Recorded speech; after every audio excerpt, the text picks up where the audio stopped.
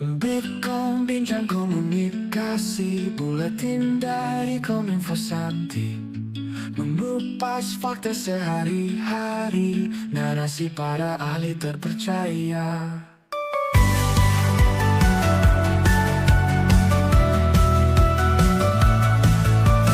Persembahan buat Buleleng, podcast kita cermati dari bumi Panji Sakti, dengan hati penuh inspirasi. Halo sahabat Buleleng, kembali di Biko Bincang Komunikasi, masih di ruang BCC Buleleng Comment Center, dan pada hari ini saya Chandra Asih bersama rekan saya Dewi Lestari. Dan pada hari ini saya sudah kedatangan narasumber, jadi kita akan mengulik bagaimana sih menjadi pasukan Paskibraka Bendera Pusaka atau Paskibraka tingkat pusat tahun 2024. Baik untuk dan jangan lupa untuk sahabat Buleleng untuk selalu mengkonsumsi air minumnya Buleleng di dalam segala aktivitasnya. Nah, untuk pada hari ini mengenai narasumber akan diperkenalkan langsung oleh Kak Dewi, untuk waktunya disilakan. Baik, terima kasih Chandra Asih. Sahabat Buleleng dimanapun Anda berada, tentu saja di podcast resmi Pemka Buleleng. Jadi kami sudah menghadirkan narasumber Anak Agung Ngurah Panji Dharma Putra. Terima kasih sudah berkenan hadir Gang Panji ya. Jadi Anak Agung Ngurah Panji Dharma Putra ini adalah anggota Paskibraka tingkat pusat tahun 2024 yang bertugas di Nusantara, Kalimantan Timur. Beliau itu sekaligus bertugas sebagai Komandan Kelompok 17 Penurunan Bendera Pusaka yang baru saja kita lewati bersama tanggal 17 Agustus kemarin di Nusantara, Kalimantan Timur. Nah sahabat Buleleng, langsung saja kita akan berbincang dengan Agung Panji. Dan tentunya sahabat Buleleng sudah bisa menyaksikan luar biasa gagah sekali. Beliau salah satu perwakilan dari Bali bersama pasangan dari Kelungkung ya. Kelungkung bertugas di penurunan juga. Satu tim, baik, luar biasa sekali. Nah, Agung Panji, apa yang Anda rasakan ketika terpilih sebagai salah satu perwakilan dari Bali untuk menjadi anggota pasukan penurunan bendera di Nusantara? Tentunya pada saat itu terpilih dari provinsi dan diverifikasi ke pusat. Pada saat itu kita masih terdiri dari 2 pasang, 2 putra dan juga 2 putri. Kita diverifikasi di sana selama 5 hari, dan beberapa hari selanjutnya kita diumumkan dari 2 pasang ini perwakilan dari setiap provinsi. Dan kebetulan pada saat itu perwakilan dari Provinsi Bali 2 pasang, yang yaitu sendiri saya Buleleng, yang putra, yang lagi satu putranya juga dari Kelungkung, yang putrinya dari Kelungkung, dan lagi satu dari Denpasar. Dan Di situ kita diverifikasi. Lalu beberapa hari kemudian ada informasi lebih lanjut untuk siapa yang akan ke pusat untuk bertugas di Nusantara. Dan saya tidak menyangka dengan hal tersebut. Saya diberi amanah untuk bertugas Nusantara bersama rekan saya itu Nikomang Tristia dari Kelungkung SMA Negeri 1 Semarapura. Nah, kalau untuk proses seleksinya itu sendiri bagaimana Agung Panji? Untuk proses seleksinya itu ya, pertama kita melakukan seleksi tingkat sekolah dulu. Pada saat itu kakak kelas yang sudah purna sebagai purna Paskibraka di sana mengumumkan pada saat itu siapa yang ingin mencalonkan diri atau ingin mengikuti tes seleksi Paskibraka di kabupaten. Kita disaring sekitar 20 lebih orang yang mendaftar pada saat di sekolah. Kita disaring menjadi 5 orang putra dan 5 orang putri untuk mewakilkan sekolah mengikuti tes di kabupaten. Pada saat itu tes sudah berlangsung sekitar berapa minggu. Saya dengan rekan saya 5 orang putra dan 5 orang putri astungkara lolos 9. Tapi ada masalah, 1 kita lolos jadi 8. Jadi yang terpilih ke provinsi itu dari kabupaten itu kalau kurang lebih 200 orang yang mendaftar. Jadi kita disaring menjadi 5 orang putra dan 5 orang putri untuk mewakili Kabupaten Buleleng ikuti tes di provinsi. Pada saat itu juga saya diberikan amanah atau diberikan kepercayaan untuk mewakilkan Kabupaten Buleleng ke provinsi. Pada saat itu juga di provinsi saya melakukan tes kurang lebih 1 minggu kurang. Seleksi demi seleksi saya ikuti, dan pada saat hari terakhir saya diumumkan di depan yang akan mewakilkan Provinsi Bali untuk mengikuti verifikasi tingkat pusat. Pada saat itu saya dengan rekan saya dua putra dan dua putri. Setelah itu Mei atau Juni itu saya mengikuti tes di verifikasi tingkat pusat dengan dua rekan saya, yaitu yang saya sebutkan tadi. Jadi saya mengikuti tes dari ada psikolog, kesehatan, yang dimana kesehatan ini kita harus benar-benar sehat dan fit. Selain itu juga ada tes wawancara dan juga minat bakat. Dengan berlangsungnya tes tersebut sudah saya lalui, saya balik lagi ke Bali setelah dari Jakarta verifikasi. Diumumkan bahwa saya diberikan tugas atau diberikan kepercayaan untuk mengikuti Pusdiklat atau pemusatan pendidikan latihan di pusat. Yang kan waktu itu loh Mas. Waktu itu tidak nyangka karena pada saat pertama itu jujur saya daftar tidak memberitahu ke kedua orang tua saya. Jadi pada saat lolos di tes administrasi saya baru bilang ke orang tua. Jadi dari awal itu support dari orang tua itu sangat penuh kepada saya. Dari lembaga dan juga dari pihak lain. Apakah ada momen yang paling berkesan selama mengikuti proses kegiatan tersebut? Untuk di seleksinya. Jadi seleksi. Yang paling berkesan sih saya mendapat pengalaman baru ya. Karena jujur ini pengalaman pertama saya mengetahui apa sih itu Paskibraka. Paskibraka itu sebelumnya saya kira di tingkat pusat itu cuma yang dari kota-kota Jakarta aja. Besar. Iya benar. Jadi ternyata banyak sekali tahap seleksinya. Jadi saya menyiapkan dari awal dari sekolah kurang lebih 1 bulan latihan dari kabupaten ke provinsi dan juga ke pusat. Waktu itu cukup lelah, tapi bagaimana juga caranya saya memperjuangkan diri agar bisa meraih di titik tersebut. Kalau motivasinya sendiri Kang Panji? Motivasi saya tersendiri karena cita-cita saya juga. Oh jadi memang pengen ya. Selain itu faktor dari ingin membanggakan kedua orang tua, membanggakan keluarga juga, membanggakan daerah. Oke, sebagai perwakilan dari Kabupaten Buleleng nih, dan bagaimana secara mempersiapkan diri untuk secara fisik maupun mental untuk bertugas di pengibaran bendera ini? Untuk dari segi mental, saya sudah dididik dari SMP. Saya sering mengikuti lomba-lomba dari gerak jalan, dari lomba LKBB maupun yang seperti yang lainnya. Pada saat itu saya sudah terdidik dan mental saya sudah terbentuk. Dan pada saat SMA saya tinggal menjalankan hal tersebut. Dan juga yang harus dipersiapkan dari hal pertama dari segi fisik. Dari segi fisik kita harus mempersiapkan dari pola makan kita, pola cara tidur kita mungkin tidak lebih dari jam 10 atau jam 11. Pola makan diatur dan juga berat badan ini sangat penting karena berat badan itu harus ideal. Selain itu juga dari segi psikis kita juga, psikolog tentunya harus kuat dan juga mental kita harus dibentuk. Bisa diceritakan sedikit pengalaman selama pelatihan di tingkat pusat dan apa sih tantangan terbesar yang dihadapi selama Gun Panji itu mengikuti kegiatan tersebut? Pengalamannya tentunya bisa sangat senang bisa bertemu dengan teman-teman dari 38 provinsi ya. Yang dimana totalnya itu 76 orang karena setiap perwakilan provinsi 2 orang, 1 orang putra dan 1 orang putri. Yang dimana kita memiliki watak yang berbeda, tentunya kita tidak tahu misalkan ini orang seperti apa dan ini orang seperti apa. Kita di sana harus menjadi satu kesatuan.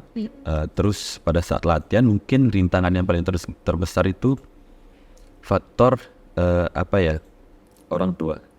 Kangen ya Mas. Karena pada saat itu jujur kita tidak boleh berkomunikasi, tidak boleh membawa HP. Karantina kurang lebih 1 bulan. Kita tidak boleh sama sekali memegang HP atau bermain. Memang biasanya itu pressure-nya kalau di karantina itu ya. Untuk hal latihan yang lainnya itu kita bisa menjalankan dengan kompak teman-teman karena adanya support dari diri sendiri dan juga support dari pelatih. Nah berbagi tips dong Panji, gimana sih cara dia itu menghadapi tantangan itu, mungkin mengalahkan diri sendiri kan yang paling susah. Yang paling susah itu mengalahkan diri sendiri. Tentunya kita harus memiliki motivasi hidup dari diri sendiri. Apa sih motivasi kita? Jika sudah berada di titik ini, apa yang kita harus lakukan? Untuk apa kita berada di titik ini? Jika kita dari awal sudah mempersiapkan, apakah kita harus lemah, apakah kita harus berjuang, atau kita harus melakukan yang lain agar kita bisa menopang diri kita itu menjadi bersemangat. Nah kalau di sana pada saat karantina itu kan jauh dari orang tua, supporter terbesar untuk Panji siapa? Karena kita pada saat itu ada yang namanya DPPI, dan juga ada pelaksana pusat BPIP. Kita di BPI yaitu ada kakak pamong namanya. Kakak pamong itu istilahnya sebagai pengganti orang tua. Kita di mana di sana kita bisa berkomunikasi atau saling sharing cerita apa yang kita alami, dari kita mau bersedih-sedih, mau bersenang-senang, dan juga atau hal yang lainnya, misalkan atau pas latihan ada gimana, kita bisa sharing kepada kakak-kakak dan kakak-kakak memberi nasihat kepada kita, memberi masukan apa yang kita harus lakukan. Karena jujur pada saat itu juga saya sedikit ada kangen dengan orang tua. Biasa. Dan kakak pamong selalu merespon kita dengan baik. Semua teman seperti disamaratakan juga, tidak ada perbedaan dan dilakukan sangat baik dari tim pelaksana pusat. Jadi seperti itu pengalaman saya. Kalau total berapa hari di sana di Nusantara? Total di Nusantara saya berangkat dari 9 Agustus dari Jakarta Cibubur. Lalu ke Balikpapan selama 2 hari karena kita harus penyesuaian lingkungan di Kalimantan. Iya betul. Panasnya beda ya. Karena kita pada saat itu kita dapat latihan 2 hari kurang lebih. Kita latihan di Brimob. Ya, pada saat sudah 2 hari berlangsung, kita lanjut ke Nusantara pada tanggal 11. Sampai tanggal 11 itu kita waktu sampai di istananya, kita langsung latihan. Seperti itu. Kita kurang lebih di Nusantaranya itu 1 minggu. 1 minggu. Ya. Jakarta? Di Jakarta kurang lebih 1 bulan, 30 hari lebih. Jadi kita pusdikat atau pemusatan pendidikan latihan dari tanggal 12 Juli hingga tanggal 8 Agustus. Karena tanggal 9 sudah berangkat ke Balikpapan. Baik. Nah, sekarang kita menuju ke proses Panji kan di penurunan ya, penurunan bendera nih. Adakah hal-hal unik atau menegangkan yang mungkin Panji rasakan pada saat momen itu? Nah, pada saat momen penurunan ini ada hal yang menarik sedikit. Iya. Karena pada saat pengibaran itu tidak ada hujan. Dan pada saat penurunan itu ada sedikit gerimis sebelum kita melaksanakan penurunan. Tetapi astungkara pada saat penurunan semua berjalan dengan baik dan juga lancar.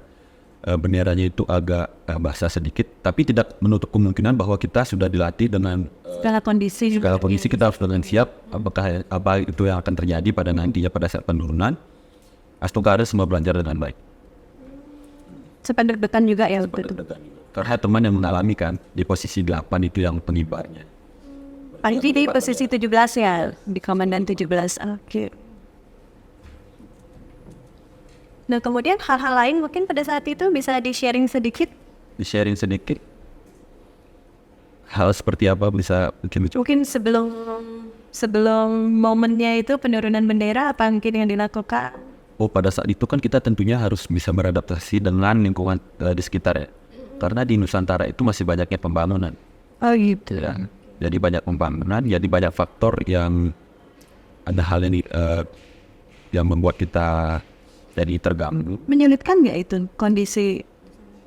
Ya bisa dibilang menyulitkan karena itu beberapa orang sakit. Oh Tapi bukan saat itu yang menyebabkan bahwa kita itu harus kendor. Jadi balik tadi kita harus memiliki motivasi diri sendiri, harus bisa melawan sakit tersebut. Jujur pada saat itu juga saya sakit. Oke.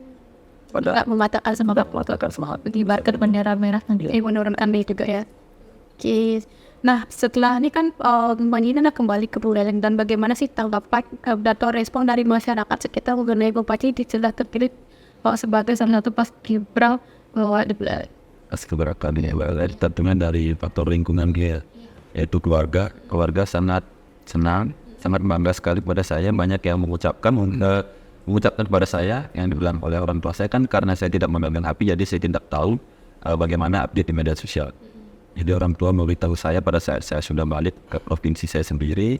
Banyak yang menyelamatkan dari keluarga, dari teman, banyak yang support juga karena saya juga balik lagi ke sana. Dari pihak provinsi kita sudah disambut menggunakan bunga, pengalungan. Pas itu juga diberi pin. Pas itu pada saat balik ke kabupaten di Jum itu belum ada sambutan, dan juga balik ke sekolah itu belum ada juga. Sudah sempat sekolah? Udah kembali dari minggu lalu. Sudah kembali ke sekolah? Saya pada saat itu, saya pada saat itu sekolah seperti biasa. Tetapi pada saat upacara hari Senin itu saya disuruh ke depan sana. Menceritakan pengalamannya ya? Tidak, cuma sekedar sepatah dua patah kata. Oke, baik. Baik, sahabat Buleleng, itu tadi perbincangan kita. Kita masih punya banyak sekali pertanyaan untuk Agung Panji. Kami akan kembali setelah break yang berikut ini. Bitkom bincang komunikasi, buletin dari Kominfo Santi, mengupas fakta sehari-hari, narasi para ahli terpercaya.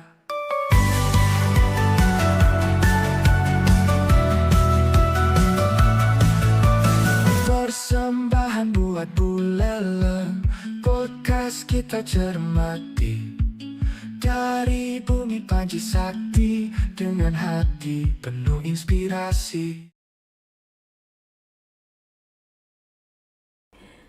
Baik sahabat Buleleng, kembali lagi di Bitkom Bincang Komunikasi dan masih bersama Agung Panji, salah satu paskibraka yang bertugas di penurunan bendera di Nusantara, Kalimantan Timur. Dan tadi saya sudah sempat berbincang juga di belakang layar bahwa ternyata Panji ini selain berprestasi dan salah satu perwakilan dari Bali, beliau juga sempat menjadi wakil lurah.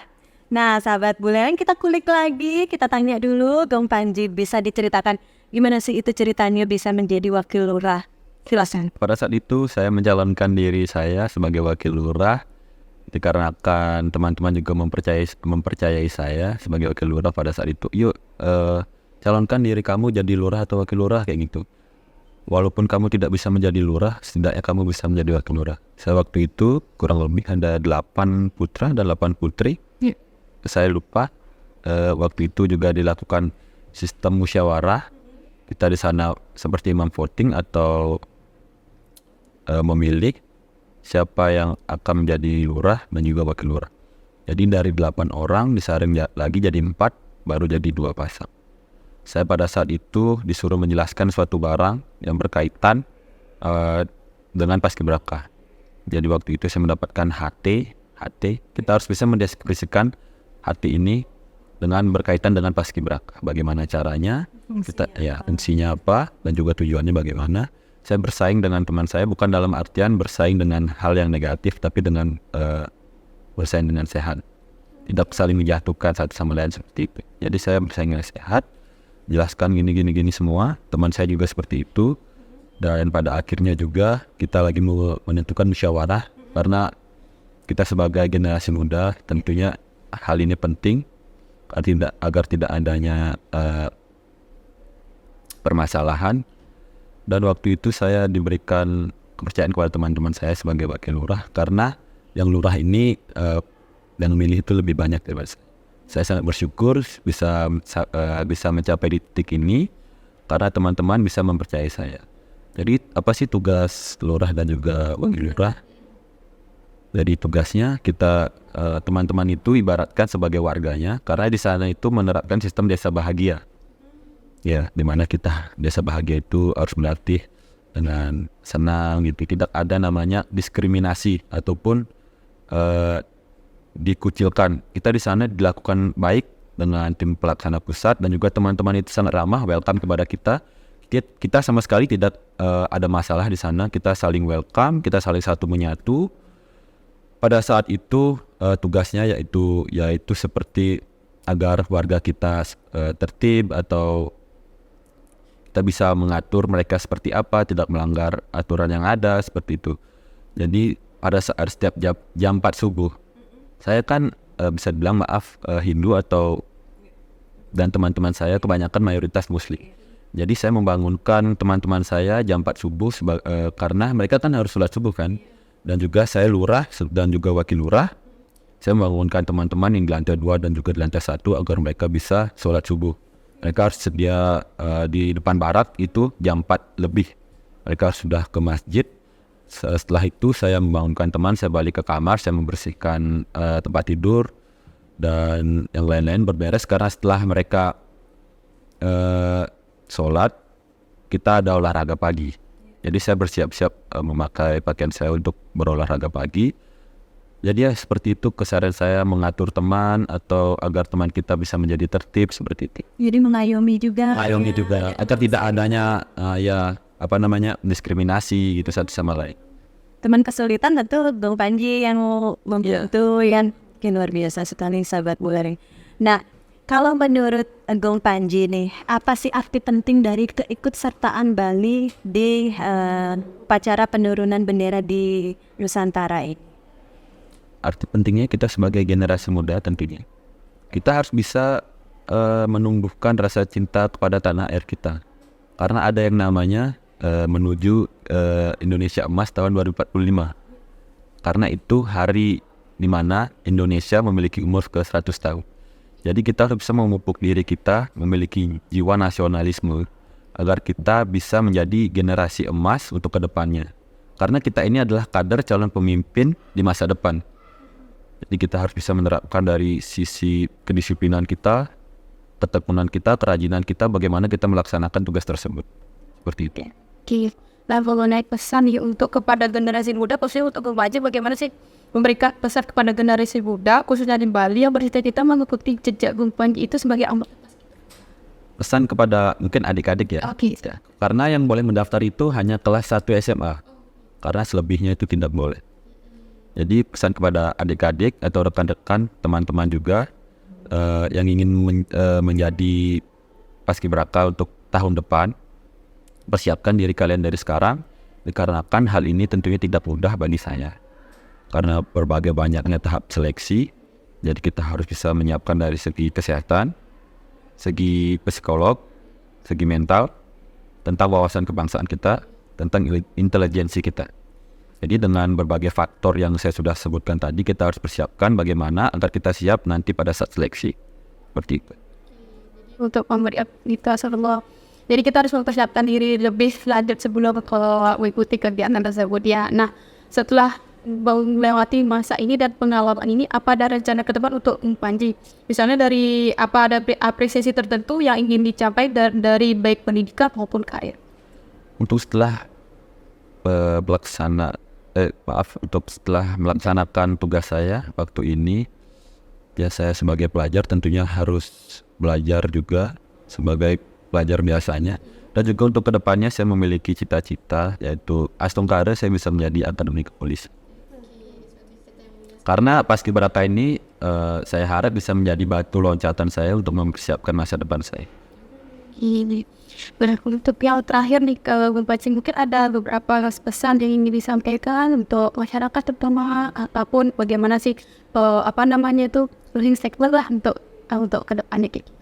Baik, pesan kepada teman-teman juga, keluarga dan juga pihak lainnya yang telah berserta ikut dalam seleksi, dalam saya tahap seleksi.